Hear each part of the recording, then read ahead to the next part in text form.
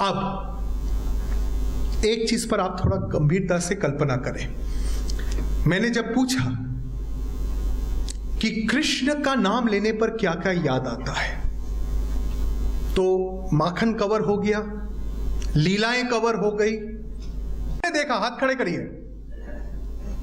ठीक है, भागवत कथा में वास्तव में क्या दिखाया जाता है, या भागवत कथा में अपन मंच पे क्या देखते हैं? अधिकतम समय रास का वर्णन देखते कि नहीं देखते? गीत, रास, लीला, यही देखते कि नहीं देखते? इससे आप समाज की एक मानसिकता को समझिए। आपको पता है श्री कृष्ण ने अपने इतने लंबे जीवन में रास कितनी बार किया था? कोई बता सकता है? प्रभु श्री कृष्ण ने अपने इतने लंबे जीवन में सिर्फ एक बार रास किया था। आप एक बार कृष्ण जी का जीवन पढ़ के देखिए, एक बार, जब उन्होंने विविध स्वरूप धारण करके वो हर गोपिका के साथ नाचे थे। उन्होंने विशिष्ट अद्वैत का ज्ञान सबको कराया था कि यद्यपि ब्रह्म एक है, उसकी अभिव्यक्ति नाना प्रकार से हो सकती है, अनंत प्रकार से हो सकती है। यह विशिष्ट अद्वैत का उन्होंने ज्ञान कराया था। किसका ज्ञान कराया था? किसका? विशिष्ट अद्वैत। जोर से बोलिए, किसका कराया था? विशिष्ट अद्वैत का। और उनके जीवन में सिर्फ एक दिन जो घटित हुआ, समाज उसी को लेकर खुश हो रहा है। और बाकी जो इतना लंबा जीवन संघर्ष का, साधना का, जन चेतना जगाने का, आसुरिक शक्ति को योजनाबद्ध तरीके से लंबे समय तक समाज का निर्माण करते हुए नष्ट करने का जो विज्ञान है, उसको हम भूलते चले जा रहे हैं। उसको हम क्या करते जा रहे हैं? क्या करते जा रहे हैं? आज के इस हिंदुत्व अभियान साधक शिविर के माध्यम से उसी तत्व ज्ञान को जागृत करने का विनम्र प्रयास है। आप एक चीज की कल्पना करके देखिए, कृष्ण जी का जो प्रारंभिक संघर्ष का जीवन था, उसके लिए उन्होंने कौन सी भूमि चुनी? कौन सी? गोकुल की प्रारंभिक, कंस के समय, कंस को मारने से पहले कौन सी भूमि चुनी? ब्रिज की भूमि चुनी, वृंदावन की भूमि चुनी, गोकुल, मथुरा, उस पूरे क्षेत्र को हम लोग ब्रजभूमि बोल लेते हैं। ब्रजभूमि किसके लिए जाना जाता था? योद्धाओं के लिए? बिल्कुल नहीं। सोचकर देखिए बेटा, ब्रजभूमि किसके लिए जाना जाता था? गौपालन के लिए, रचनात्मक कार्यों के लिए, वाणिज्य के लिए, इकोनॉमिक्स के लिए, इंडस्ट्री के लिए। बात गहरे में समझ में आ रही है बेटा? लेकिन प्रभु श्री कृष्ण ने उसको क्यों अपनी रणभूमि चुना, समझना इस बात को। इसके पीछे एक बहुत गहरा रहस्य है। उसको आप आज अगर समझ ले तो भारत बच जाएगा। दिल्ली में जिन जिन लोगों के पास आर्थिक सशक्तिकरण है, दिल्ली में जिन जिन लोगों के पास आर्थिक सशक्तिकरण है, जब तक वो झारखंड, छत्तीसगढ़, बिहार, उड़ीसा जैसे पिछड़े क्षेत्र, माओवाद से ग्रसित क्षेत्र की चिंता नहीं करेंगे, तब तक भारत का भविष्य कभी सुरक्षित नहीं हो सकता। इसको गहरे में समझ के देखिए एक बार। गोकुल की भूमि दूध दही की भूमि थी कि नहीं थी? लेकिन श्री कृष्ण जी ने हमें एक संदेश दिया, केवल अगर तुम्हारे पास आर्थिक सशक्तिकरण हो तो इसका मतलब यह नहीं कि तुम आलस्य में डूब जाओ। समझ के देखो, आज दिल्ली में अपन क्या देखते हैं? क्या देखते हैं? और सच बताइए, देखते कि नहीं देखते? जितने करोड़पति अरबपति लोग हैं, किसी को अगर आप नक्शे में भी पूछ लो कि जामतारा कहां है, दुमका कहां है, और दुमका और रांची में अंतर क्या है, कोई एक बता दे तो हम मान जाए। ये आप कभी करके देख लीजिए।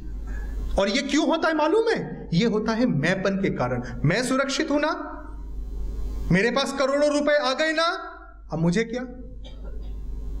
मेरा कोई फायदा है क्या झारखंड जाने में, उड़ीसा में जाके हिंदुत्व के लिए संघर्ष करने में, झारखंड के आदिवासियों के कल्याण के लिए अपना जीवन खपाने में मेरा कोई फायदा है क्या? कोई फायदा नहीं, तो मुझे क्या? सोच के देखिए, ये वास्तव में है कि नहीं दिल्ली में? हां या ना? निश्चित है, ये हम आपको अपनी अनुभूति से बता रहे हैं। लेकिन प्रभु श्री कृष्ण ने क्या किया? प्रभु श्री कृष्ण ने गोकुल के सरल भोले भाले, अपने काम में मस्त रहने वाले, अपने काम से काम रखने वाले लोगों में सैन्य शक्ति जागृत की। इसका क्या अर्थ निकलता है, आप समझ रहे हैं कि केवल सरल होना आध्यात्मिक नहीं है, केवल अच्छा होना आध्यात्मिक नहीं है। विश्व पर्यंत आप उस अच्छाई की, धर्म की, सरलता की रक्षा करने योग्य बनो। इसका कुल मिलाकर जो जोड़ है वो अध्यात्म है। नहीं तो केवल मथुरा का जो क्षत्रिय समाज था, कृष्ण वहां अपनी लीला कर सकते थे कि नहीं कर सकते थे? उन्हीं के साथ असुरों का नाश कर सकते थे। प्रभु श्री राम अयोध्या की अपनी दिग्विजयी सेना के साथ रावण का वध कर सकते थे, लेकिन उन्होंने किनके साथ किया? उस समय के आदिवासियों के साथ, जिनको वानर कहते थे। कुछ लोग सोचते हैं कि गुरुजी, हमको लोग पूछते हैं रामायण में तो आदिवासियों को गाली दी गई है गुरुजी। हम बोलते अरे कैसे गाली दी? अरे आदिवासियों को वानर कहा, बंदर कहा। ऐसा कई लोग झूठ फैलाते हैं आदिवासियों में। आप झारखंड जाइए, वहां पर हिंदू धर्म के प्रति, भारत के प्रति नफरत फैले, इसके लिए ऐसा बताया जाता है कि पता है रामायण में तुम्हें ना बंदर का है, बंदर, ये तो तुम्हारी औकात है। असलियत क्या है? हिंदू संस्कृति सत्य सनातन संस्कृति है, ठीक है? अगर वास्तव में हिंदू संस्कृति सनातन संस्कृति है तो उस कालखंड का कभी ना कभी तो वर्णन आना चाहिए ना, जब मनुष्य वानर से इवॉल्व हो रहा था। आप सबने विज्ञान पढ़ा है, डार्विन्स थ्योरी ऑफ इवोल्यूशन पढ़ा है। तो हमारे मनुष्य प्रजाति का इवोल्यूशन कौन सी प्रजाति से हुआ है? ठीक है, अगर हम वास्तव में सत्य सनातन संस्कृति है तो कभी तो उस कालखंड का उल्लेख आना चाहिए कि नहीं, जब मनुष्य और वानर की जो बीच की प्रजातियां थी वो थी इस पृथ्वी लोक पे। उसका वर्णन आता है कि नहीं रामायण में?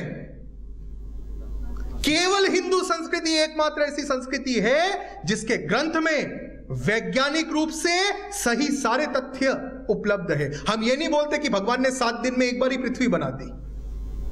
केवल हिंदू संस्कृति है जो इवोल्यूशन का पार्ट सपोर्ट करता है। तो उस समय के जो आदिवासी थे, पिछड़े थे, जो जंगलों में पीछे रह गए थे, प्रभु श्री कृष्ण ने उनको सशक्त किया, प्रभु श्री राम ने उनको सशक्त किया। वे उनके बीच रहे योजना से, उनको संगठित किया, उनके असंगठन को खत्म किया।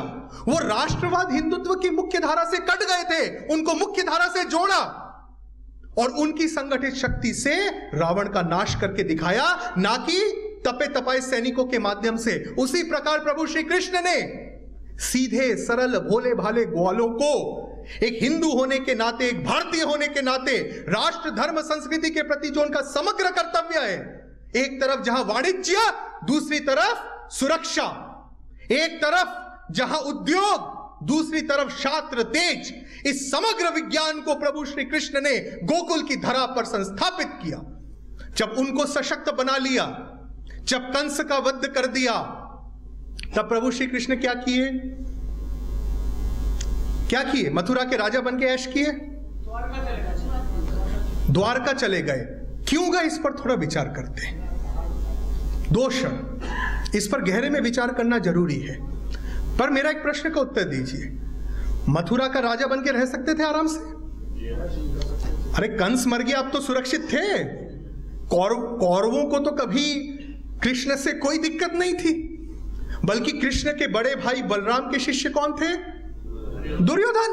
और कृष्ण के शिष्य कौन थे? वो चाहते तो बोलते कि चलो तुम दोनों लड़ो, जो जीत गया है तो हमारी परिवार का शिष्य। आज का राजनीतिज्ञ होता तो यही करता।